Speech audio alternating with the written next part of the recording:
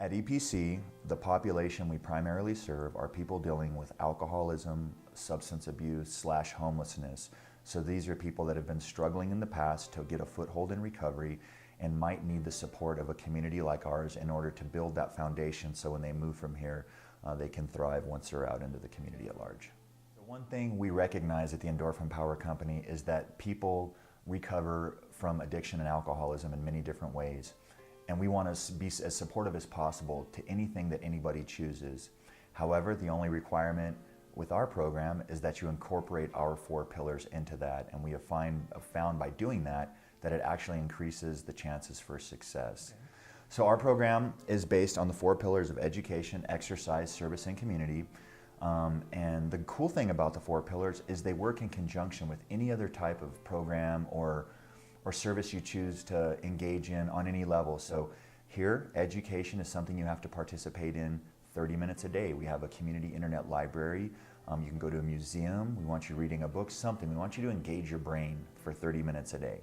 Exercise, it's the same thing. We want you to communicate with your body for 30 minutes a day. Exercise, we have a gym that you can do a number of things in. You can do cardio, you can do weights. If you want to go hiking, if you want to go biking or swimming or do a community walk, that's fine. Community, so we want you to spend at least 30 minutes a day engaged in the community in which you live on the micro level. This is where you live, so we want you engaged with your peers for at least 30 minutes a day. And then service, which is engaging on more of a macro level with the community at large for up to 3 hours a week in the form of service work without expectation of reward. So that's what our program is based on, and the cool thing is you can do all of these no matter what other type of services you choose to engage in or however you might seek recovery. Good fit, and so once they're here, they're expected to pay rent and participate in the 4 pillars that we talked about previously, as well as either go to school or get a job or some way participate in society at large on a meaningful level. You're not allowed just to pay rent here and lay around. That's not how we operate. So by being a resident here, by coming into our community, you are signing a social contract that states you are going to participate in our program. But what we're finding out is people are valuing our community here. They value being a part of what we do, so they're more invested in the life here. Therefore, they're more invested in doing what they need to do to be a part of this.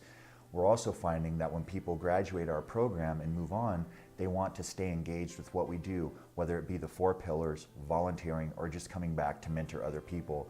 So I think the program itself is successful because we invest in people so they become invested in other people around them, and then it kind of just trickles downhill.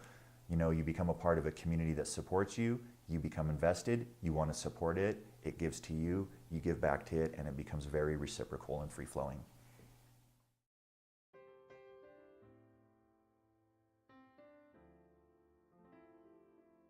Here's what the grant money from Albuquerque Involved would do for us. It would allow us to further support the community that we have at our facility. A lot of people come here with less than stellar financial resources, but it doesn't mean that they don't want to be here and they don't do the things that they need to do to be here. It simply means that they're trying the best they can and they might need a little bit of assistance. What we want to do is provide that assistance. If someone is here doing everything that they can for themselves, doing the right things for the right reasons, we want to be able to reward them and let them know that, hey, you know, people care about what you're doing and we're invested in you. What I think the most important thing that we offer to people that live here, and what we're hoping that the Albuquerque Involved grant will help us do, is to simply let people know that because you've been in a certain place in your life, it does not mean that that's where you're destined to stay. Who you were when you were using or drinking is not who you are today.